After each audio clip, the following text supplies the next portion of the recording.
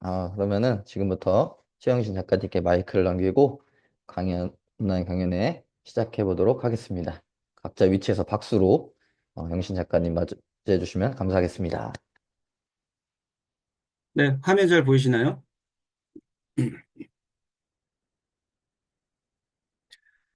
네, 안녕하세요. 저는 오늘도 묻지 않는 그대에게 저자 최영신입니다.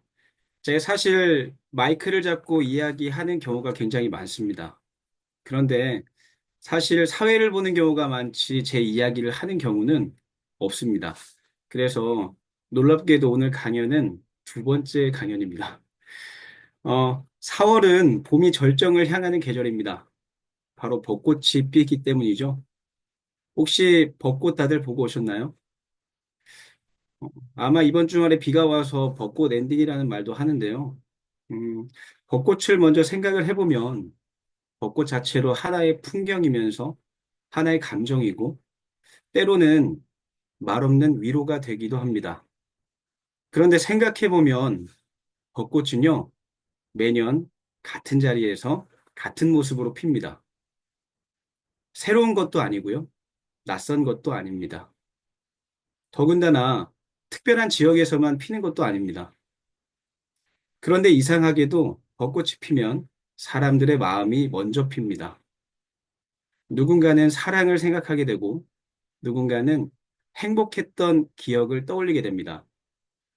그래서 우리는 매년 벚꽃을 처음 보듯 설레임으로 그 꽃을 맞이합니다. 왜 그런 걸까요?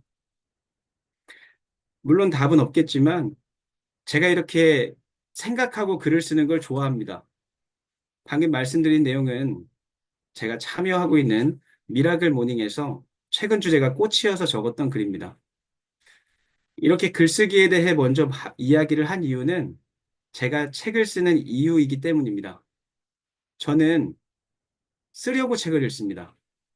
그래서 제가 매일 하는 끄적임 중에 가장 보람된 일이 글을 쓰는 겁니다.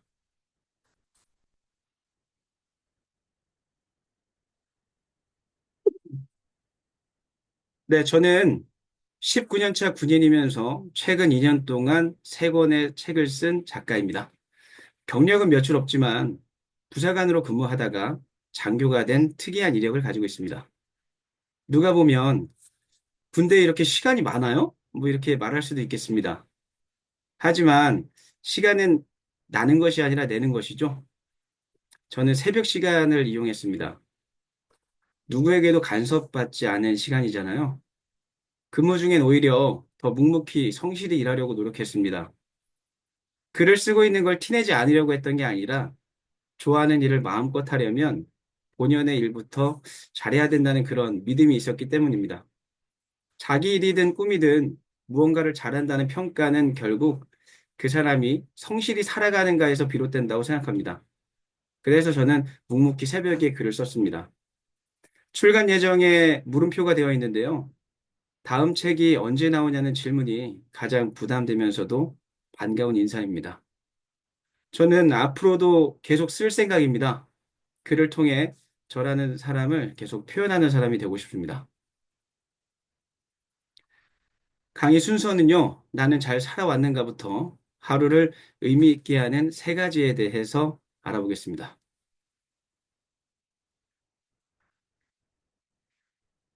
우리는 흔히 상위 1%를 목표로 삼습니다. 하지만 삶의 대부분은 평범함 속에서 흘러갑니다. 오히려 우리 인생은 그 평범함 속에서 깊이를 더하고 의미를 찾아갑니다. 제가 하고 싶은 이야기는 상위 1%가 되는 화려한 성공담이 아닙니다. 그냥 그저 묵묵히 하루를 살아내고 때론 넘어지고 또 일어서고 이렇게 자신만의 빛을 만들어가는 평범한 사람의 이야기를 하려고 합니다. 우리는 태어나면서부터 질문 속에서 살아갑니다. 말을 배우기도 전에 던져지는 질문들이 있잖아요. 그 중에 하나를 꼽으라면 바로 이것이 아닐까 싶습니다. 당신의 꿈은 무엇입니까? 어린 시절 제 꿈은 대단한 사람이 되는 거였습니다. 대단함이 어떤 것인지는 잘 몰랐습니다. 그냥 그저 막연하게 크고 빛나는 무언가가 되고 싶었습니다. 그게 훌륭함이라고 믿었거든요. 하지만 세상은 뭐 부드럽지도 않았고 제 생각처럼 흘러가지도 않았습니다. 하나의 사건으로 그 대단함이 멀어져 가는데요. 안타깝게도 저는 대단함이 뭔지 알기도 전에 비극이라는 이름을 먼저 알게 됐습니다. 먼저 아버지의 사업 실패가 있었습니다. 잘 되던 아버지 사업이 흔들리기 시작합니다. 거기에 더해 아버지는 주변 사람들에게 좋은 사람이었는데요. 힘들다고 찾아온 사람들한테 보증도 서주셨습니다. 그런데 사람들이 하나둘 연락이 안 되기 시작하면서 문제가 수면 위로 올라왔습니다. 그 와중에 지붕공사 현장을 확인하시겠다고 가셨다가 2층 높이에서 떨어지는 사고를 당하십니다. 집안은 계속 이렇게 가파르게 안 좋아졌겠죠. 그리고 아버지 건강이 호전될 때쯤에 아버지는 집을 나가셨습니다. 한순간에 아버지가 사라졌잖아요. 그리고 남겨진 가족들이 있는데 그 속에서 꿈이라는 것을 생각하는 것은 한낱 사치처럼 느껴졌습니다. 돈이 없다는 것, 꿈을 꿀 수 없다는 것, 그리고 꿈을 꿔서도 안 된다는 그 인식 자체가 비극이란 걸 이때 알게 된 거죠. 그런데 다행인 것은 저는 그 상황을 원망하거나 주저앉진 않았습니다. 오히려 스스로에게 질문을 던지는 방법을 선택한 거죠. 아, 이대로 괜찮은가? 아, 이제 나 어떻게 해야 되지? 계속 이렇게 질문을 하고 생각을 하다 보니까 조금씩 답이 보이기 시작합니다. 당장 내가 할 수 있는 일이 무엇일지 고민을 했어요. 답은 단순했습니다. 아, 일을 하면 되겠구나. 고등학생이다 보니 학교를 다니면서도 할 수 있는 그런 일을 찾아야 됐습니다. 그러다 보니 야간 아르바이트에 눈길이 갔는데요. 그 중에서도 가장 눈에 띈 건 택배 물류센터였습니다. 페이가 가장 높았거든요. 그런데 택배 물류센터의 일은 생각보다 훨씬 가혹했습니다.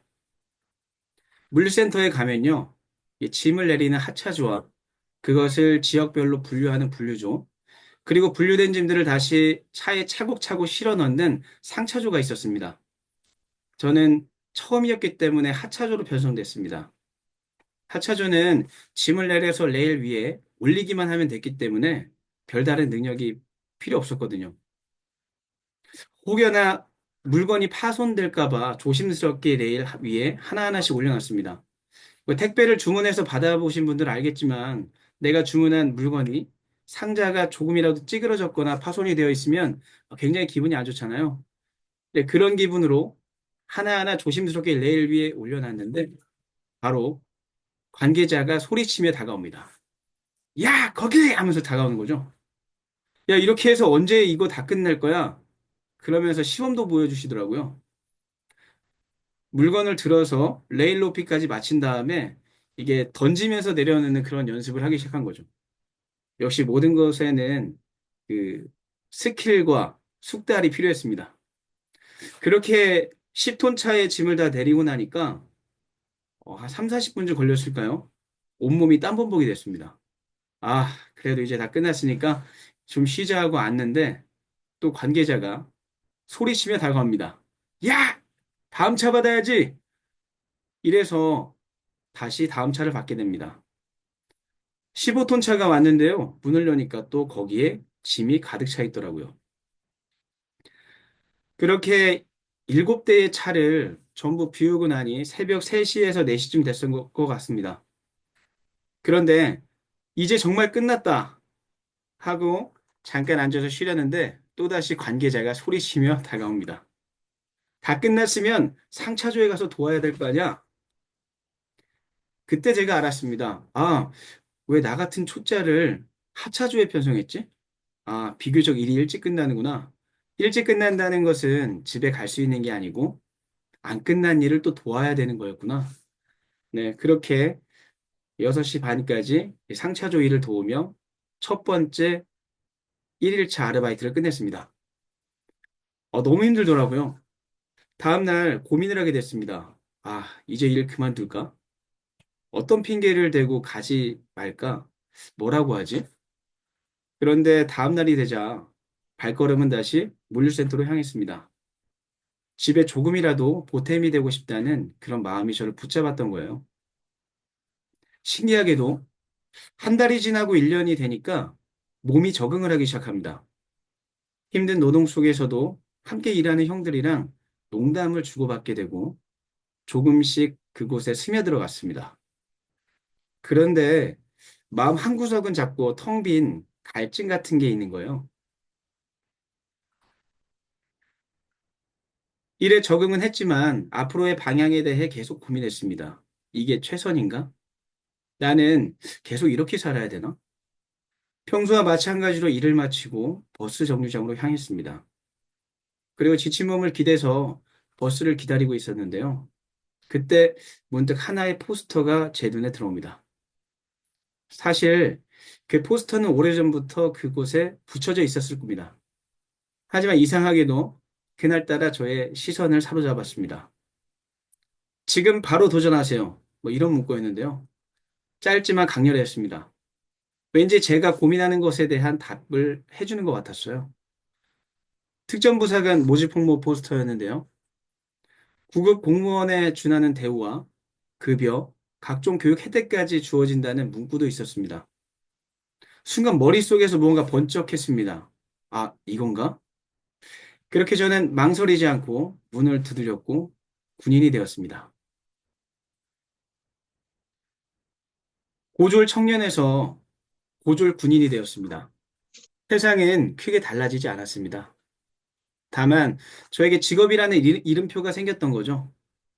그건 마음 한구석을 잡아주는 그 묘한 안도감이 있었습니다. 하지만 학력에 대한 컴플렉스는 여전했습니다. 아마도 그것을 극복하고 싶었기 때문이 아니었을까요? 첫인상도 잘 보이고 싶었고 정말 시키는 건 다 하고 싶었습니다. 물론 시간이 지나고 알게 됐지만 군이라는 조직에서 학력은 크게 중요하지 않았습니다. 오히려 자신의 임무를 완벽하게 하려는 노력과 성실함이 더 크게 인정받는 곳이었습니다. 인정이라는 건 결국 손끝의 노력과 땀에서 비롯된다는 것을 배우게 된 거죠. 네, 저도 좀 말장난을 좋아해서 이렇게 써봤는데요. 인간 한계 실험 프로그램의 베타 테스터. 저는 특전사에서 부사관으로 군 생활을 시작했습니다. 낙하산도 타고요. 보트도 타고 스키도 타고 40km 군장을 메고 일주일 동안 400km를 걷는 천리행군도 2번 합니다. 어떻게 보면 정말 무식하게 훈련을 했는데요. 하루에도 몇 번씩 아, 왜 내가 이걸 하고 있지? 이런 철학적인 질문과 에이, 지금 아니면 언제 또 해보겠어. 이런 스스로의 위로를 반복하다 보니 4년이라는 시간이 흘렀습니다. 어쩌면 이때 웬만한 건 다 지나간다. 극복할 수 있다. 이런 신념이 생겼는지도 모르겠습니다. 그런데 가슴 한편은 계속 공허한 마음이 있었습니다. 아무래도 학창 시절 이루지 못한 꿈에 대한 갈망이 있었던 것 같아요. 훈련을 하면서도 제 자신에 대해 끊임없이 질문합니다. 그리고 그거를 종이에 적었습니다. 그때 종이에 적었던 것이 학력, 그리고 전문가입니다. 이상하게 적다 보니 방법이 보이기 시작합니다. 군의 제도와 지원 아래 학업을 할 수 있었고요. 그리고 학위를 취득하고 보니 장교가 될 수 있는 길이 보였습니다. 그리고 망설임 없이 장교를 지원했습니다. 그리고 인사 업무를 하다 보니 기록이라는 것의 매력을 느끼게 됐고, 기록관리 석사와 기록관리 전문 자격을 가진 기록 전문가가 되었습니다. 물론 이 자격은 쓰는 기록과는 조금 다릅니다. 쉽게 말하면 대통령 기록관, 국가기록원, 아니면 시군구청이나 지방자치단체에 법적으로 이 자격을 갖춘 사람을 채용하게 되어 있습니다. 그러니까 공공기록물, 법적인 그 공공기록물을 평가하거나 폐기하거나 이렇게 관리할 수 있는 자격증이 있는 사람을 말합니다. 그런데요, 장교가 되니까 부사관이 됐을 때 몰랐던 것들이 보이기 시작합니다. 가장 힘들었던 게 바로 행정인데요. 처음 부사관에도 장교가 됐을 때 저는 훈련만 하면 될 줄 알았습니다. 많은 사람들이 군인은 매일 훈련만 하면 될 거라 생각하지만 사실 일정 계급과 위치가 되면 행정 업무가 더 많잖아요. 공문을 접수하고 처리하고 작성하고 또 어떤 때는 지자체랑 협조도 하기도 하고 무언가를 시행하기 위한 계획도 만듭니다. 하지만 문제는 특전사에서 4년 동안 몸으로만 훈련했던 사람이 PC 앞에 있으려니까 너무 힘들더라고요. 보고서를 써야 하는데 2시간 동안 고작 2줄을 썼습니다. 그때 또 질문을 하게 됩니다. 아, 어떡하지? 왜 이렇게 쓰는 게 힘들지? 쓰다가 너무 답답해서 바람을 쐬러 밖으로 나갔습니다. 저는 담배를 피지 않기 때문에 그냥 벤치에 앉아서 이제 한숨을 쉬고 있었는데요. 그때 저를 인사과장이라는 자리에 앉혔던 대대장님이 다가옵니다. 그리고 제 어깨를 두드리면서 말씀하십니다. 많이 힘들지? 나도 소대장 마치고 인사과장 갔을 때 힘들었어. 왜 힘든 건 대물림 될까요? 속으로, 와, 그렇게 힘들었으면 왜 날 이렇게 힘들게 이렇게 시킬까? 라는 생각을 했습니다. 그러면서 의미심장한 말을 하면서 자리를 떠나십니다. 전임자가 했던 자료를 잘 보다 보면 네가 해야 될 일이 보일 거야. 그 말을 곰곰이 생각해 보니까 내 전임자도 업무가 처음이었을 텐데 어떻게 극복했지? 그렇게 과거 업무 자료를 뒤적이기 시작합니다. 그리고 뜻밖의 사실을 발견하게 되는데요. 1년 전의 오늘과 2년 전 오늘이 업무가 놀라울 만큼 유사하게 반복되고 있었던 겁니다. 순간 깨달았습니다. 아, 예측할 수 있겠네. 질문이 왜 중요한지 이쯤이면 좀 감을 잡으셨을 수도 있는데요. 질문이 없다면 굉장히 편안한 삶을 살 수 있습니다. 졸리면 자면 되고요. 눈이 떠지면 일어나면 됩니다. 배가 고프면 먹고 또 졸리면 자면 됩니다. 마치 자동차가 기름이 떨어질 때까지 달리듯 그냥 그렇게 살아가면 됩니다. 하지만 문제는 그게 문제라고 생각합니다. 내 의지가 아닌 사라지는 삶은 나를 주인공이 아닌 엑스트라로 만들어 버립니다. 내 인생인데 리모컨은 남의 손에 쥐어진 거랑 똑같다고 생각을 해요. 어떻게 보면 질문은 나를 가만히 두지 않는 도구입니다. 하늘은 왜 파랗지? 이 질문이 물리학자를 만들었습니다. 그리고 이게 최선입니까? 라는 질문이 대통령을 만들었습니다. 그리고 치킨은 왜 밤에도 맛있을까? 라는 질문이 수많은 야식 배달 앱을 탄생시킵니다. 질문은 방향입니다. 대답이 없어도 괜찮습니다. 방향만 있으면 적어도 길을 잃지 않을 수 있습니다. 저는요, 어떤 일을 실행할 때 머릿속으로만 생각한 것과 짧게라도 종이에 쓴 것을 비교해 보면 종이에 쓴 일들이 더 많이 이루어졌다는 것을 경험할 수 있었습니다.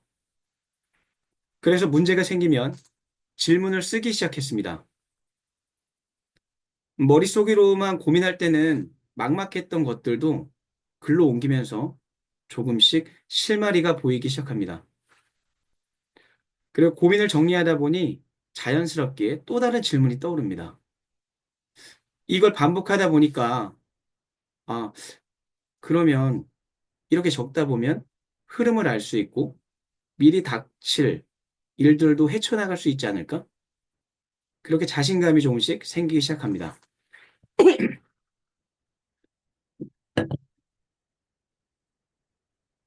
그래서 문득 그런 생각이 들었습니다.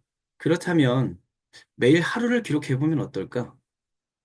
매일 기록하다 보면 자연스럽게 고민했던 문제들이 정리될 테고 그 기록이 쌓이면 어떤 상황이 닥쳐도 헤쳐나갈 수 있지 않을까?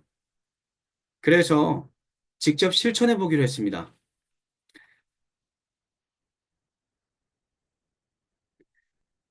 제가 실천하는 작은 습관의 첫 번째는 바로 3일 삼감입니다. 세 줄의 일기와 세 가지의 감사를 적는 겁니다. 단 세 가지일 뿐이지만 감사의 시선으로 하루를 열면 놀라운 일이 벌어집니다. 감사를 적는 순간 평소에 그냥 스쳐갔던 그것들도 다 감사로 보이기 시작하거든요.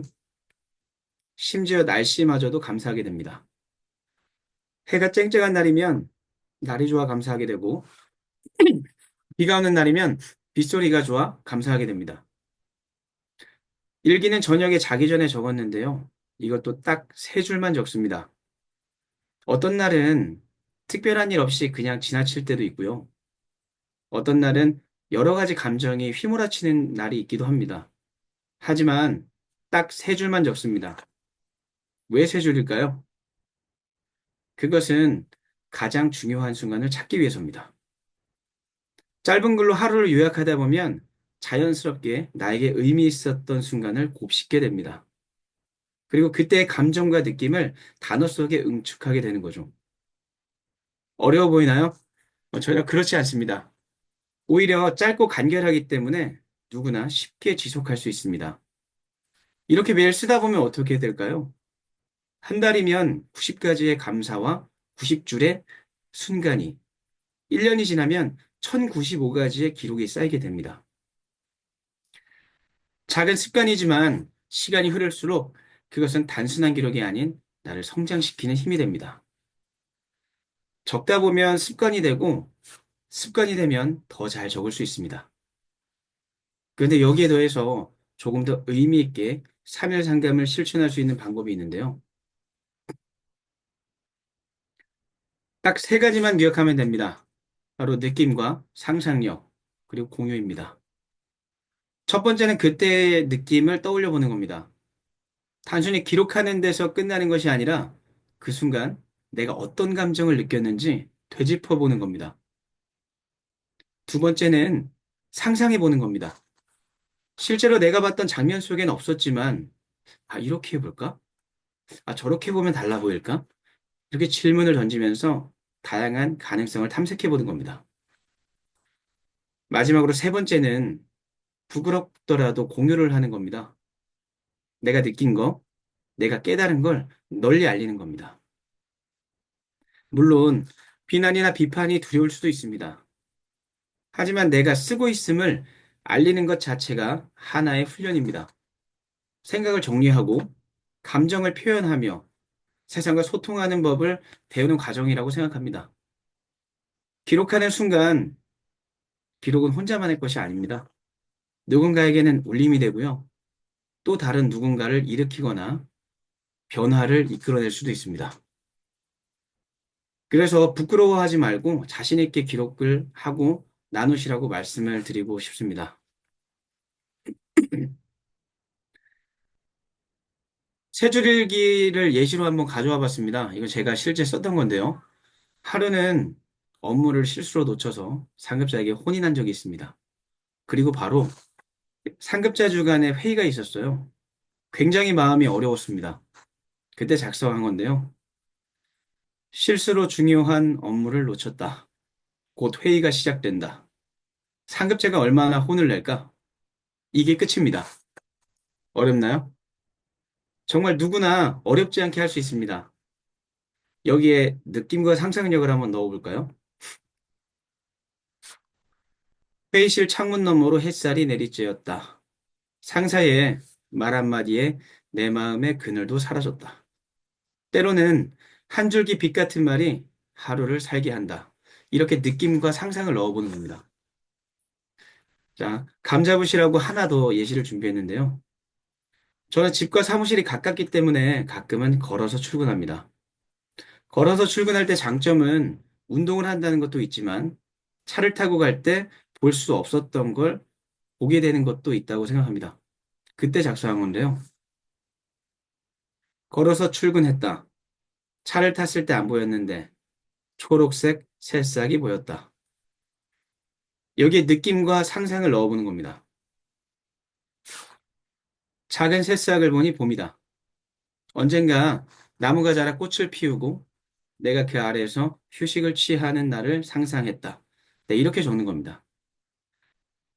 이렇게 매일 세 줄씩 적다 보면 문장력은 물론이고요. 내 하루 중에 나에게 가장 중요한 순간을 찾아낼 수 있습니다. 두 번째는 체크리스트입니다. 당연한 이야기일지도 모르겠습니다.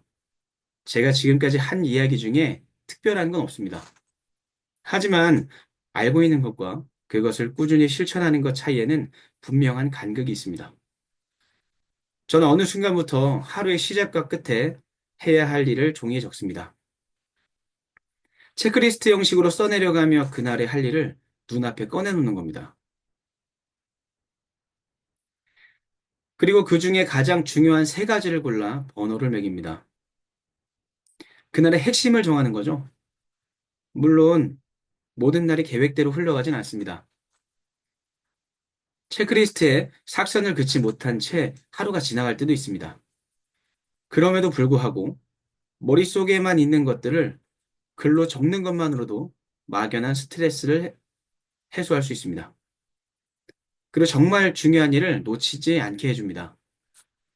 적는다는 건요, 마음을 정돈하는 겁니다. 그리고 정돈된 마음은 삶을 조금 더 나은 방향으로 이끌어줍니다.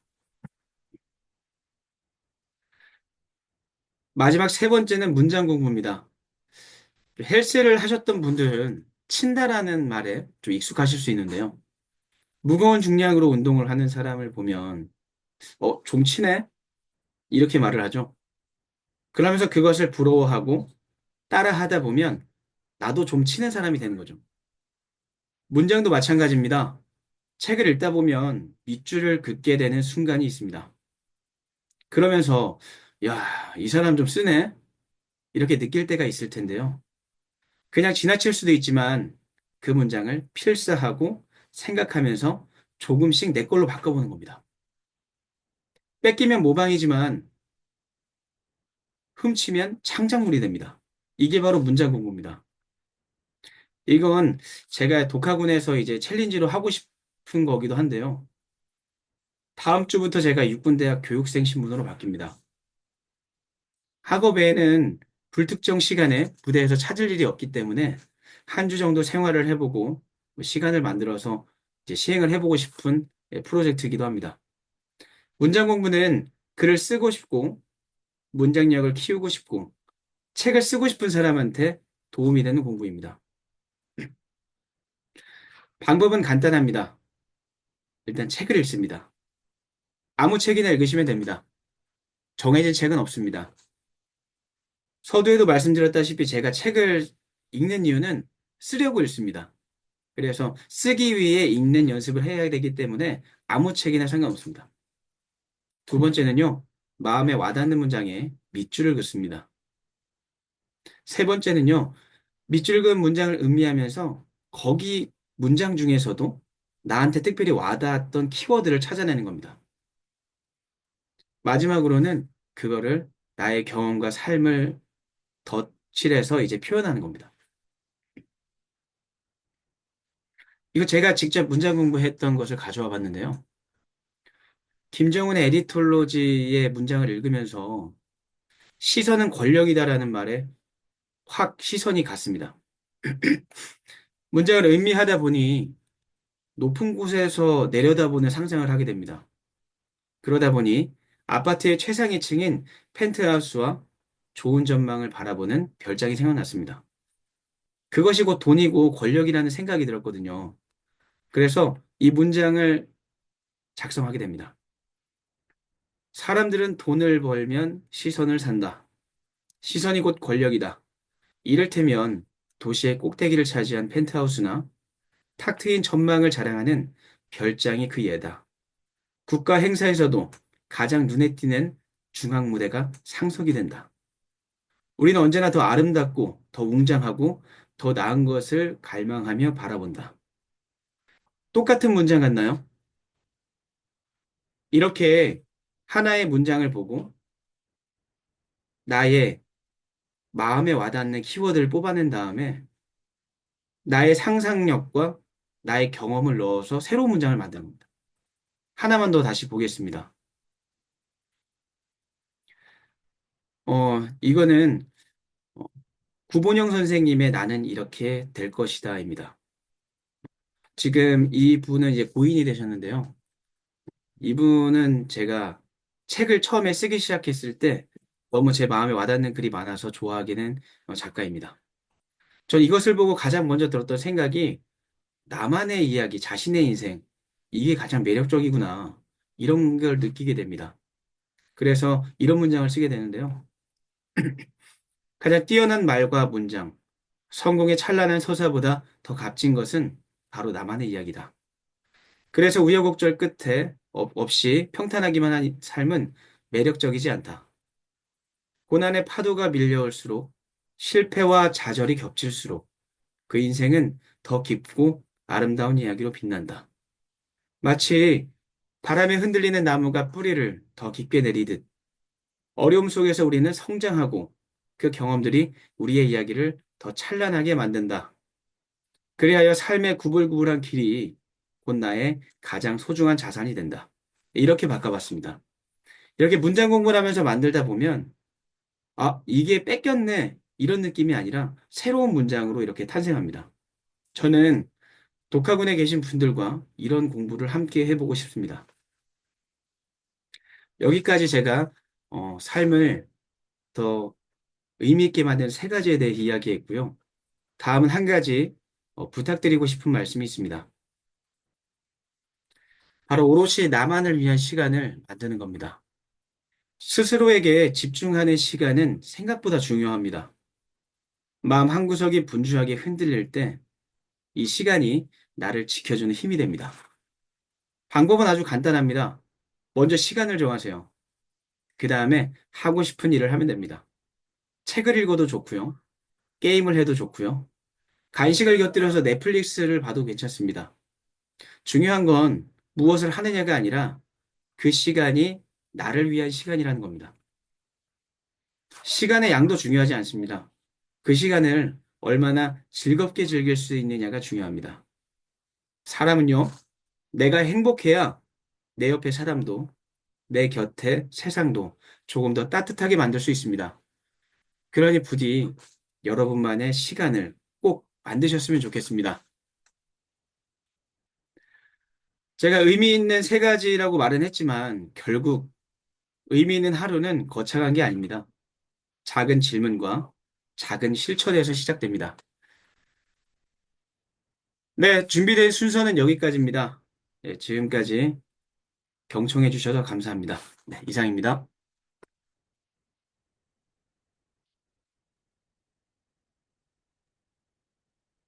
네, 정신 작가님 감사합니다.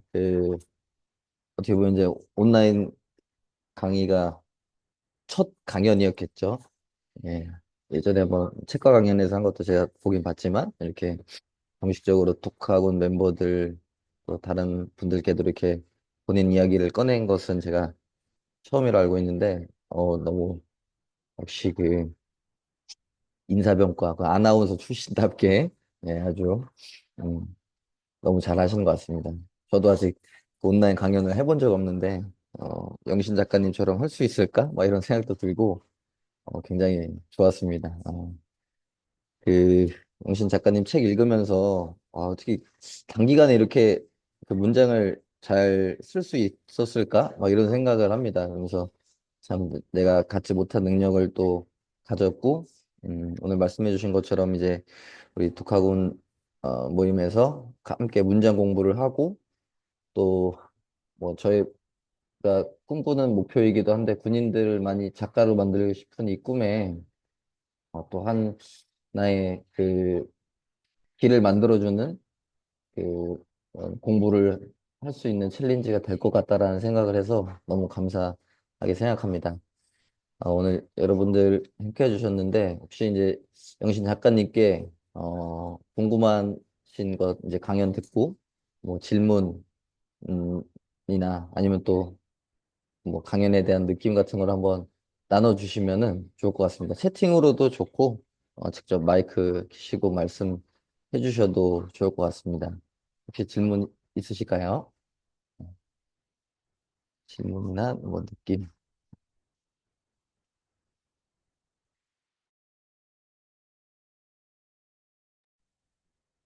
어, 네. 그 채팅으로 제가 왔는데 제가 한번 대신 읽어봐 드릴게요. 작가님이 3일 상감 어떤 식으로 기록하는지 궁금하다고 하시는 서밋74님께서 말씀하셨습니다. 뭐 수기로 하시는지 SNS에다가 하는지. 네. 제가 처음에 3일 상감은 그 손바닥만한 수첩에다가 하기 시작했습니다. 그런데 제가 항상 상황이 다르잖아요. 수첩에 적다 보니까 못 적는 날도 있더라고요. 그래서 저는 지금 그냥 핸드폰에 있는 캘린더를 이용해서 3일 상감을 적고요. 그런데 이것은 반드시 노트에 옮겨졌습니다. 확실히 이게 적는다는 게 좋은 건데요. 뭐 자기한테 맞는 습관은 있겠지만 SNS에도 적는 것도 좋습니다. 그런데 내가 이거를 연필로 볼펜으로 수기로 썼을 때와 또 이렇게 핸드폰으로 썼을 때, 그다음에 키보드를 이용해서 SNS 썼을 때의 느낌은 확연하게 다릅니다. 만약에 세 가지 다 하시면 좋지만 저는 놓치지 않기 위해서 일단 휴대폰으로 작성은 하되 노트에다 옮겨 적습니다.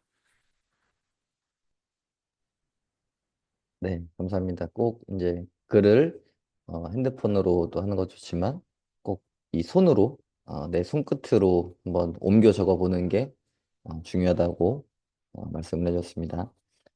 심윤섭 님께서도 질문을 해주셨는데 기록 관리 요것은 언제부터 했는지 질문해 주셨습니다. 네. 기록 관리는 제가 소령 진급하기 전에 이제 소령 진급을 앞두고 이제 대위 때 시작을 했습니다. 먼저 하게 된 배경은 항상 제가 아까 강연 중에도 말씀했지만 제 수첩에는 학력과 전문가라는 그것을 항상 적고 다녔습니다. 전문가가 무엇이 있을까 했는데 이제 인사평가가 돼서 이제 대위 때 기정단이라는 곳과 이제 기록관이라는 곳을 가봅니다. 국가기록원과 기정단에 가보면서 여기서 일하는 사람들은 어떻게 하지? 전문가만 가능하다 이렇게 말을 듣고 이게 그건가? 그래서 이제 그때 공부를 시작하게 됩니다. 그래서 기록관리 석사를 중앙대에서 이제 공부를 하게 되고 자격증까지 취득을 하게 됐는데 물론 쉽진 않았습니다. 제가 기록관리 석사를 할 때 직책이 이제 사단 장교인사관리장교였습니다. 그때 사실 시간을 낼 수도 있었지만 업무에 더 집중하고 싶었고 또 진급하고 싶은 욕심도 있어서 학업을 제대로 못해서 2년 만에 끝날 걸 4년 만에 끝냈습니다. 예, 그렇게 해서 이제 자격증도 따고, 이제는 나중에 기회가 된다면 이 자격증을 통해서 뭐 대통령 기록관이라는 곳에 가서 근무를 해보고 싶습니다. 네, 감사합니다. 제가 알기로 이 기록 석사 그 자격 갖고 있는 분이 어, 육군에 몇 명 없죠. 없어서 아마 이제 영신 작가님 같은 경우는 이제 육본의 그 기록 관리단으로도 가실 수 있는 자격을 갖춘 몇 명 안 되는 소령 중에 한 분이시기도 하고 그래서 더욱더 여기 계신 육군 분들이라면 영신 작가님과 꼭 인연을 잘 맺어두시기를 또 바라보고 합니다.